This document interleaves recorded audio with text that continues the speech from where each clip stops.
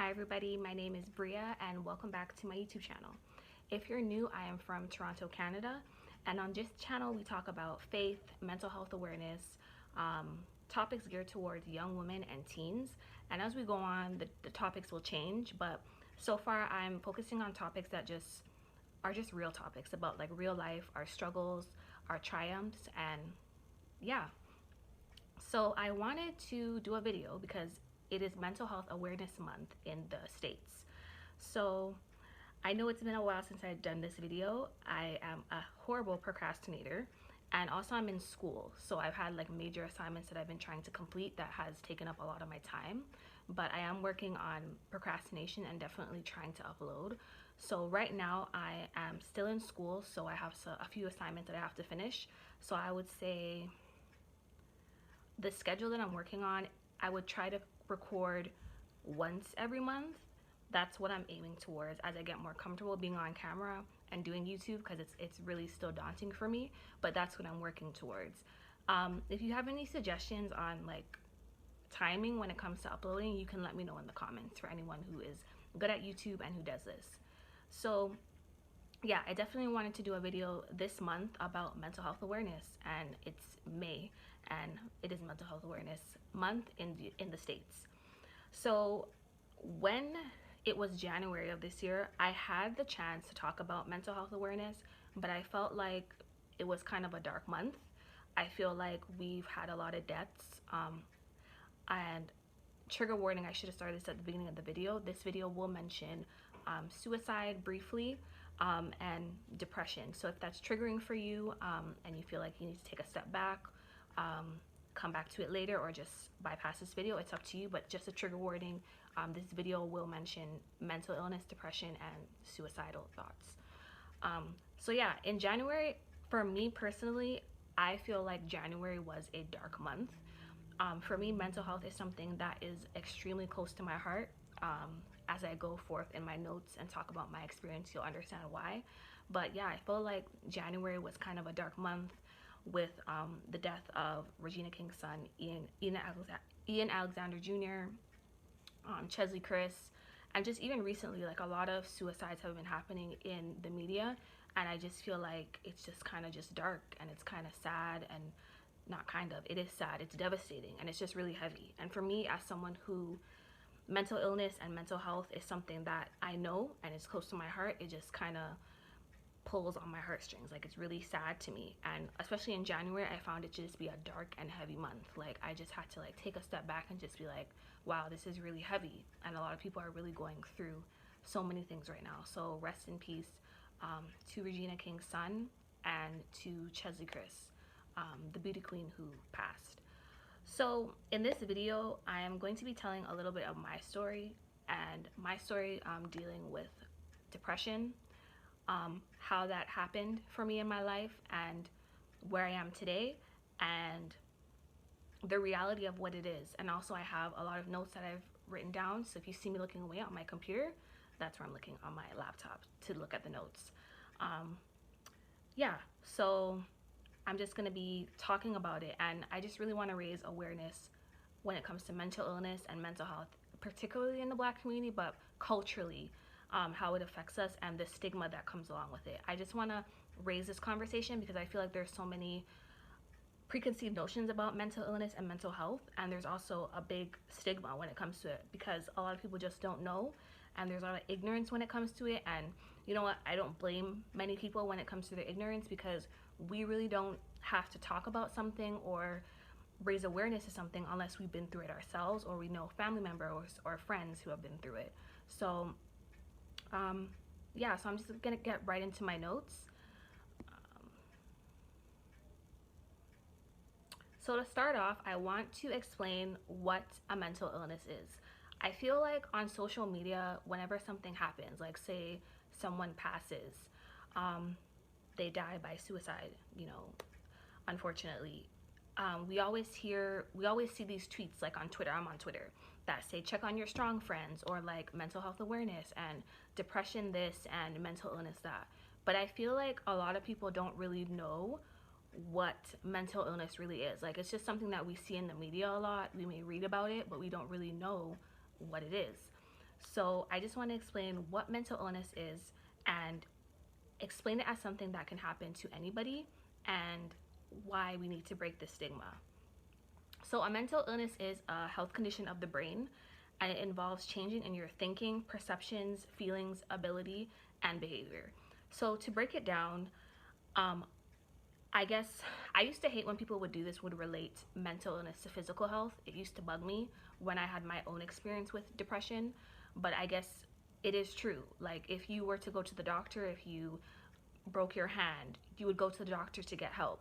But when it comes to mental illness, because of this historical stigma that comes with it, many people just have an ignorance towards it, or they see it as something that is crazy or happens to people that, you see people on the streets and they're homeless. Like, this is not what mental illness is. Mental illness is absolutely something that can happen to anyone.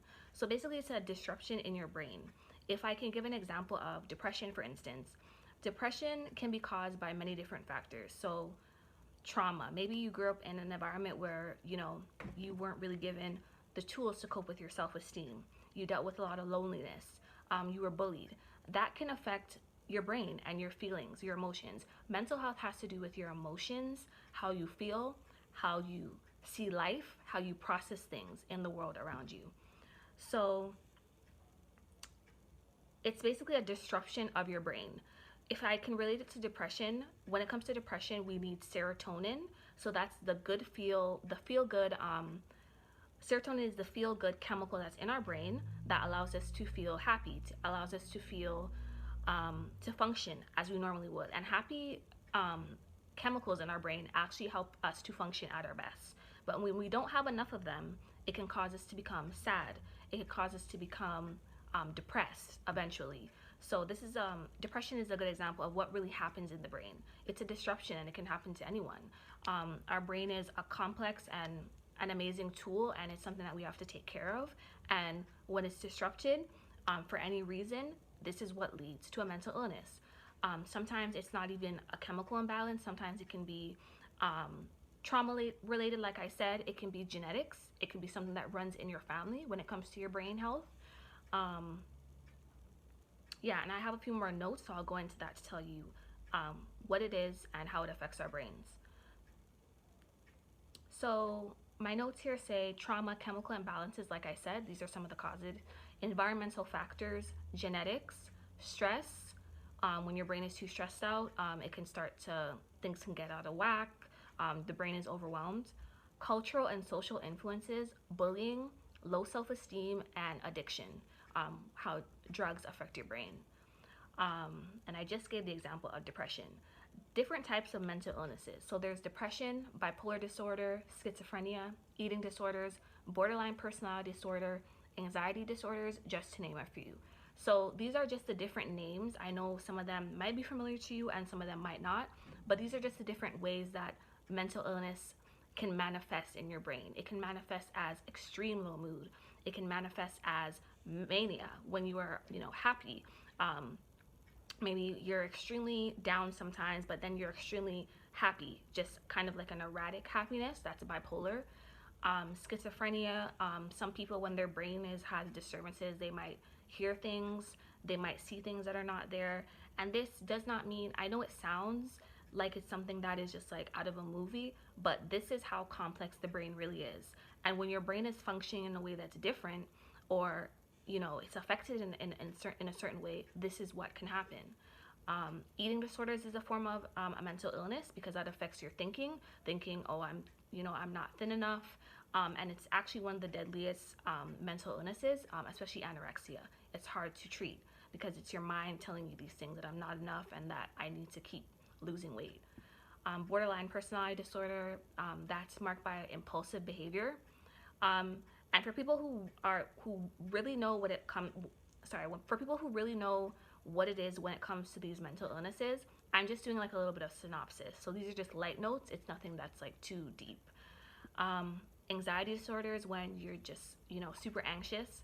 I know for me, growing up, I think I've always been an anxious person, even as a child. So that's just how it's kind of been for me, like a little bit of social anxiety and just kind of being like a little bit anxious sometimes. So that's just how it's affected me. So symptoms of mental illness how it affects you physically and emotionally. So when it comes to depression, which is something I'm familiar with, that was my diagnosis when I was 18.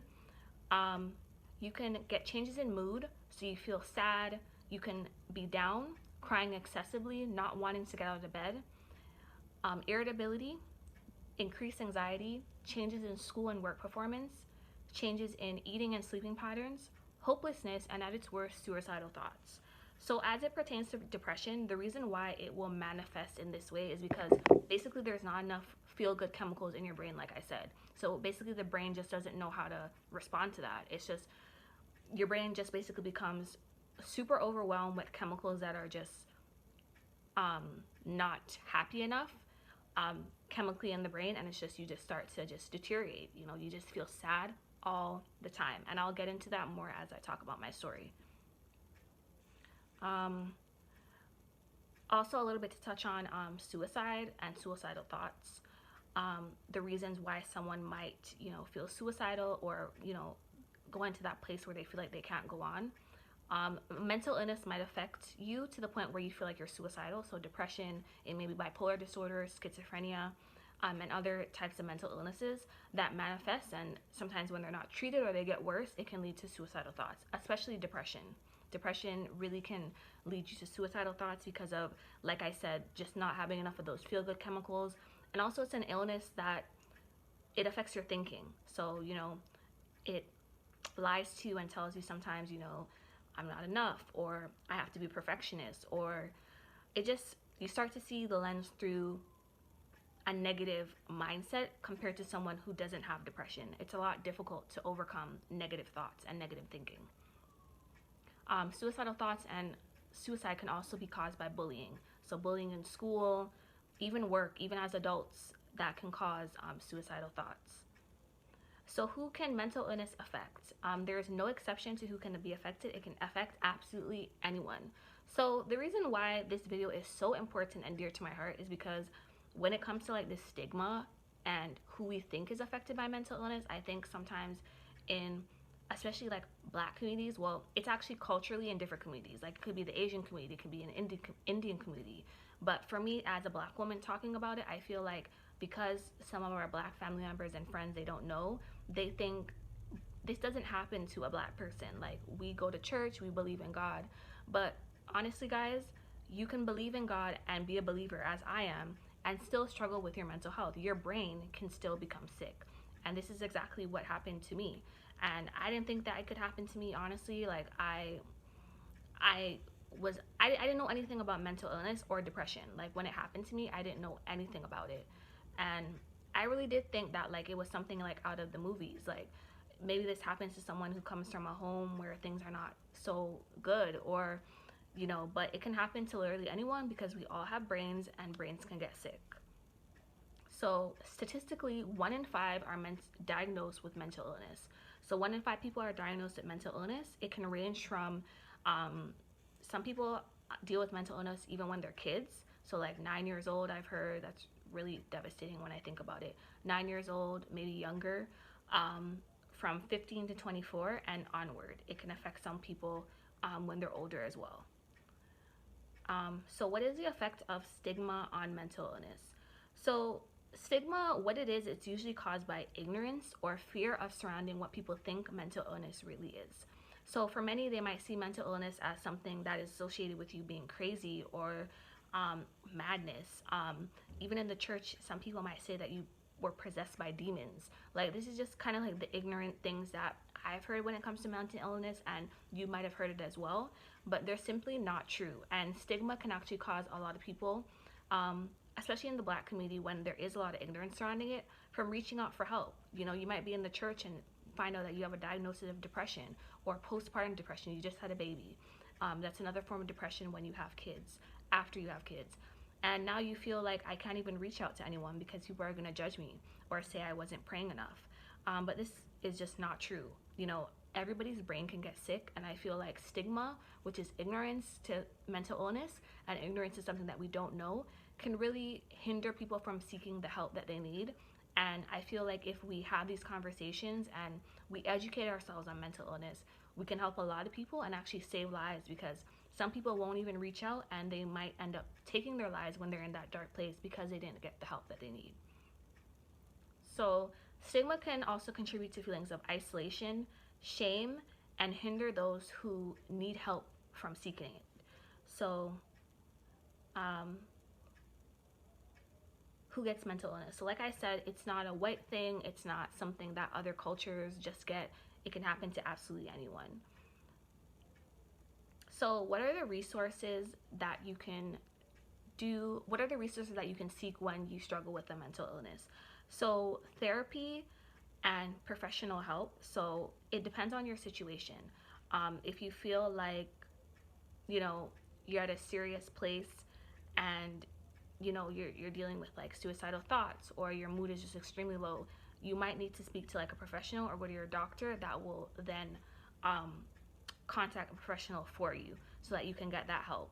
And therapy, if you feel like and I'm not, I was actually going to say that it's when it's not too extreme that you might not need therapy, but I feel like it doesn't matter what stage you are in your mental illness. If it's extreme, if it's not so extreme, therapy is really helpful for your mental health, because just having someone to talk to and someone to open up to when you're struggling, especially in times like a pandemic, it's really helpful.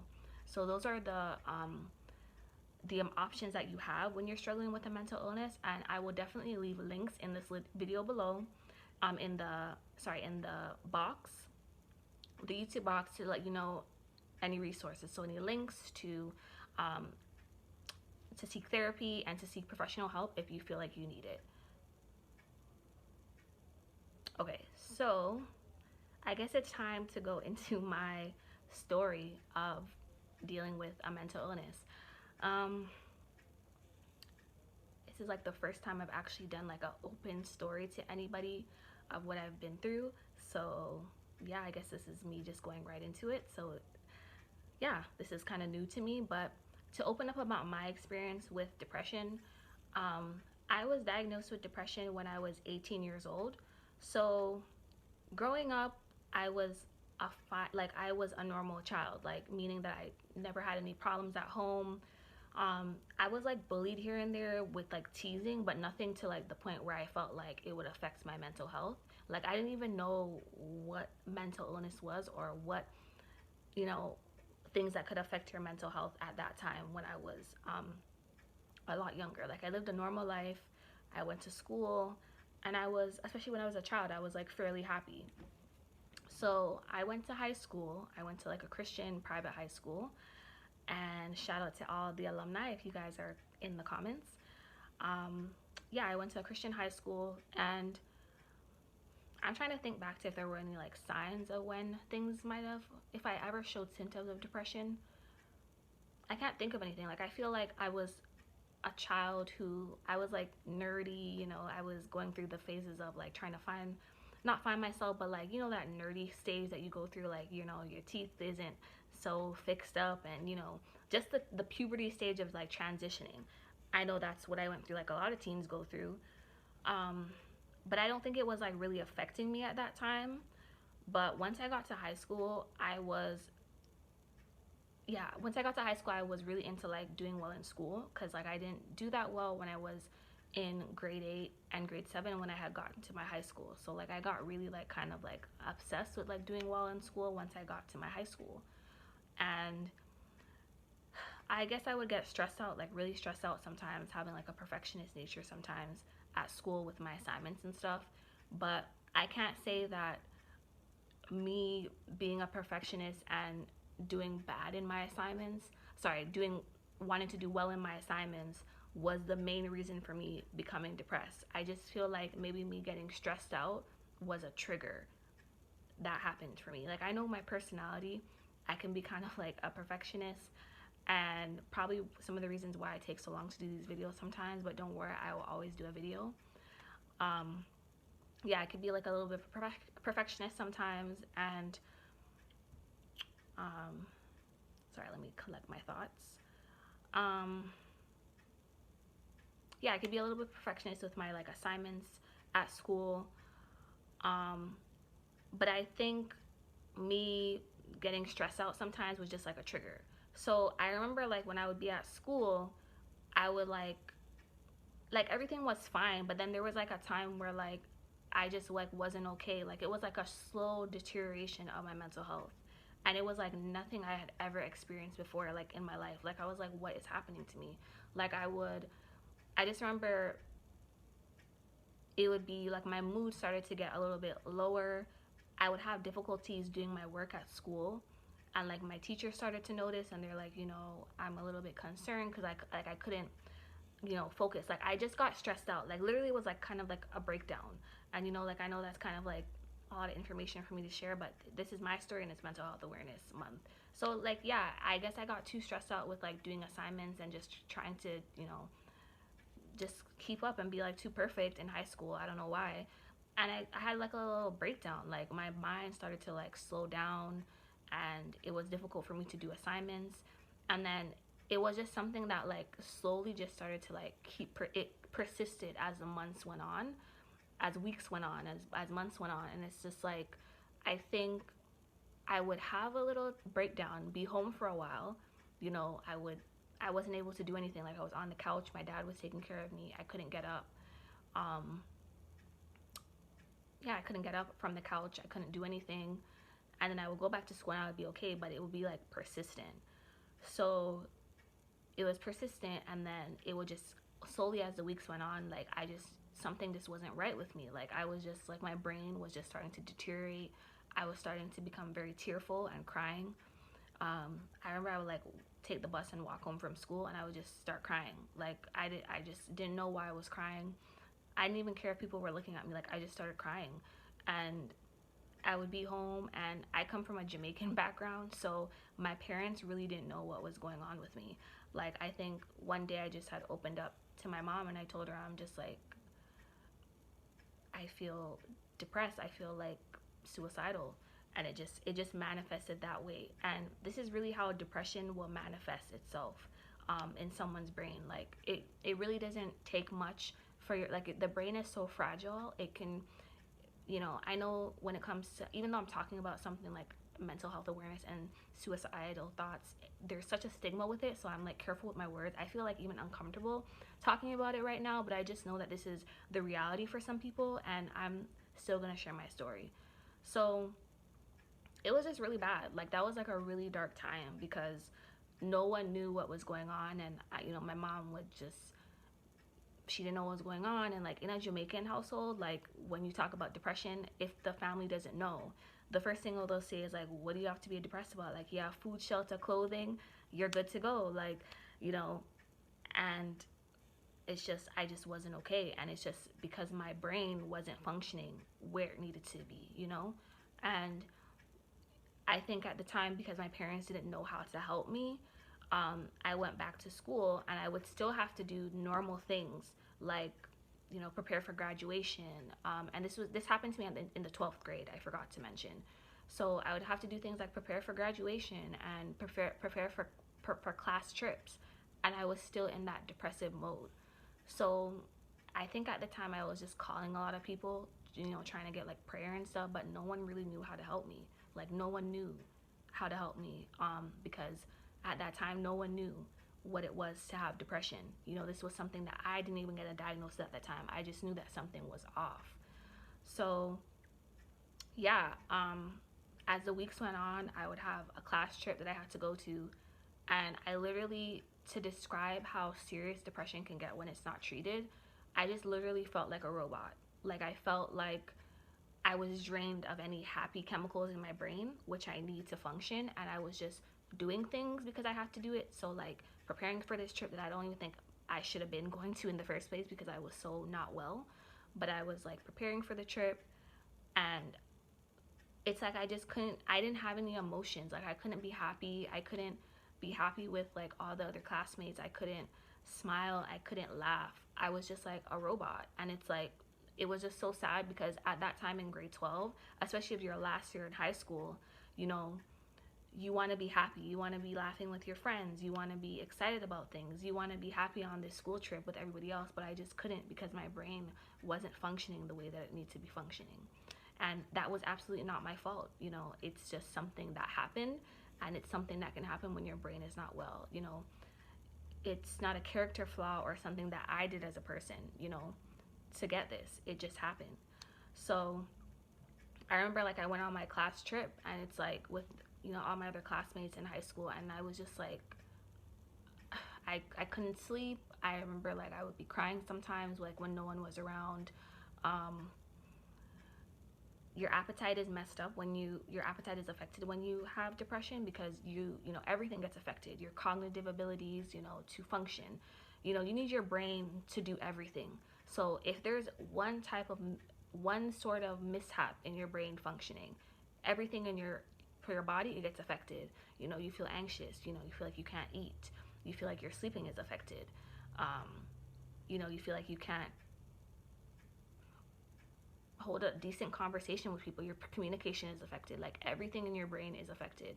And that's what was happening. Like, and I was on this class trip, and it's just like it was just slowing me down, and people were like noticing that I was just really quiet. Like I've always been introverted, like I mentioned on this channel, but like not to the point where like I literally couldn't speak.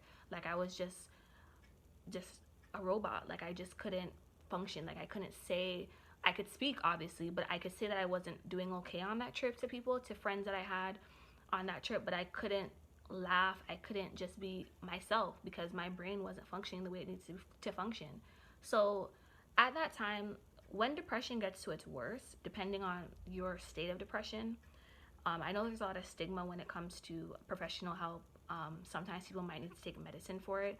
I know there's a lot of stigma when it comes to it, and that's exactly why I'm doing this video, to break that stigma. But when depression or your mental illness gets to a point where you're not functioning the way you need to function, professional help and medical help is needed. And that's what I needed at that point. That's at the point that it was for me. And I wasn't getting that. So it was just persistently getting worse and worse. You know, persistently, my brain just wasn't working, didn't have enough of those happy chemicals that we need, serotonin in our brain, to function. And I was like getting suicidal. Like I think I had come back from the trip, and I had told the principal at the time that like I was feeling suicidal, and you know, that was my way of like crying out for help. Because in my case, I know there's some people who like reach a point where they really are going through it, like with suicidal thoughts and stuff, and it's like they have like a plan to do something. Like that wasn't me. Like I wanted to live, I just didn't know what was wrong with me. So I had told my principal at the time, it's like, you know, I don't think he knew how to help me at that time. So it was like I went home, and you know, my parents didn't know how to deal with it, and things were just getting worse. And I don't want to get into like too much details, but it was just really bad. It was really bad. And so at the time when I was 18, graduation time came up, and I had to get hospitalized. I was hospitalized because I was having suicidal thoughts. So when you have depression, like I said, and I'm repeating things just so like, you know, people understand what it is. You know, your brain starts to get really ill, and suicidal thoughts, just feeling like you can't escape what you're going through, is what happens. And that's what was happening to me. And yeah, sorry, I have to like backtrack because it's like a long story.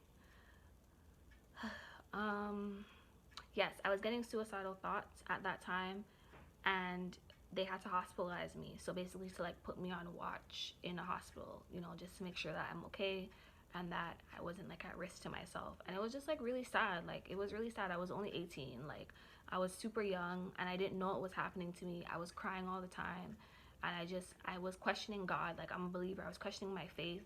I was like, why? Like I don't understand what's happening to me. Like I missed my graduation. I got to make it up, you know, the next year, but I had missed it at that time. And I was just like, I don't understand, you know, why this is happening to me. But my brain was just sick, and I had gotten the professional help that I needed after that experience. You know, seeing doctors, psychiatrists. That's who you have to see when you have issues with your brain and your, you know, your mental health. And I had gotten better. You know, I had gotten the medicine that I needed at that time, and I had gotten a lot better. And I was able to go back and graduate and get my diploma for high school. So there's a lot more that I had went through when I was 22 again, because depression is something that you have to manage over your life. So my diagnosis was major depression. So major depression, from my understanding, is I would say it's clinical, so that you have to manage it like continuously, like every single day. take the medicine if you need it, and see see a therapist. I have a therapist now, thankfully, and I'll talk about that a little bit more in the video. But you just have to have your checkups and just make sure that you're good. Take care of things holistically, like making sure that you're eating well and getting enough sleep. And that's something that I'm starting to do more this year. Like, I'm not always the best when it comes to it, but I'm actually starting to take the steps that I need to make sure that I'm good, like, for sure. Yeah, so that's just a little bit of my story. Thank you guys so much for allowing me to share this and being brave enough to share it on this channel, because that's a lot of my personal business that it's hard to share, especially with the stigma of mental illness. But yeah, I just wanted to share that. And it was really bad. Like, people who knew me in high school, and if you know, and if you ever see this video, that I made it through and God was good. But yeah, that's just a little bit of snippet of like what I went through. And I just want to just say all that to say that, like, mental illness, it can happen to anyone. Like, I didn't think it could happen to me. Like, when I was doing like my hospital visits, like checkups with like doctors and stuff, I remember feeling like, why am I going to this place? Like, it sounds terrible. It sounds like I think I'm better than, but you have to understand at the time, it's something that I had never dealt with before. So I really was like, I don't understand. Like, I didn't think that this could happen to me. Like, I thought there, mental illness can happen to, like, people who have like other struggles and stuff, but it can happen to anybody. There's no face to mental illness. It can happen to anyone. Anyone can be diagnosed with depression. Anyone can be diagnosed with postpartum depression. Anyone can be diagnosed with schizophrenia. Anyone can be diagnosed with borderline personality disorder, whatever it is. And these are just the names. I know if you are not familiar with mental health and mental illness, it can sound, that stigma wants to pop out in our minds, like, ooh, that's sounding a little different. But these are just really the names to what we go through and what's happening in our minds. And we just need to just destigmatize it and have these conversations and educate ourselves about it, make videos like this, open up about it to our family and friends, because it's something that's becoming very prevalent in society today. And I think it's just because of the stressors of life. Life is very stressful. It can be very challenging, and our brains are fragile. Our brains are fragile, especially if you were in your teens and you're a young adult like me, in your 20s. We're going through a lot of changes. We're trying to find ourselves. We're trying to not compare ourselves to people on social media. We're trying not to fall into this trap of thinking we need to get everything together by the time we're 30. So there's a lot of factors that can contribute to our mental health declining. So it can happen to anyone. So that was just a little bit of snippet of like my story. If you guys wanted me to explain anything else when it comes to mental health and mental illness, I most definitely will. But that was just my coverage of like mental illness, some facts about it, and why we should break the stigma, especially in the Black community. Because I think just me saying that and telling my story, the whole point of that was just to say that it's not a white thing. It's not something that can't happen to you if you're Black or Jamaican or whatever your background is. It can happen to anyone. And I have my days where I still struggle. This is something that I have to try to fight against every single day. But I cannot believe that, and I know I don't sound like I'm very like reactional to this, because it's been a while. Like, I'm 27 now. The last time it was really, really hard for me was like when I was 22. I can it's only the grace of God that I'm here today to tell my testimony. Like, I cannot believe that I'm here actually saying this, because at that time I thought, at that time when I was 18, and at that time when I was 22, when it happened again and I was struggling really hard, it was like I didn't think that I would have a testimony. I thought it would like take me out. Like, I thought I wouldn't make it.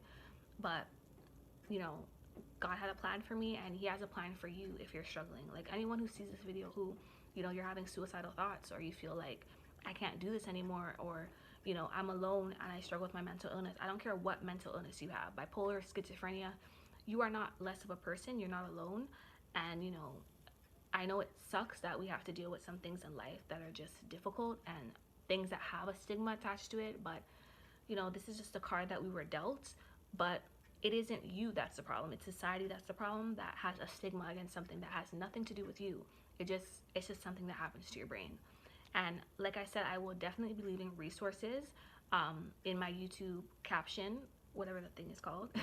I will leave resources to therapy because I'm in therapy now and it's helping me tremendously. And I know a lot of people need it, especially during the pandemic. It's been a rough time. I'll be leaving resources to therapy and also to hotlines if you need it, if you're ever struggling and in need.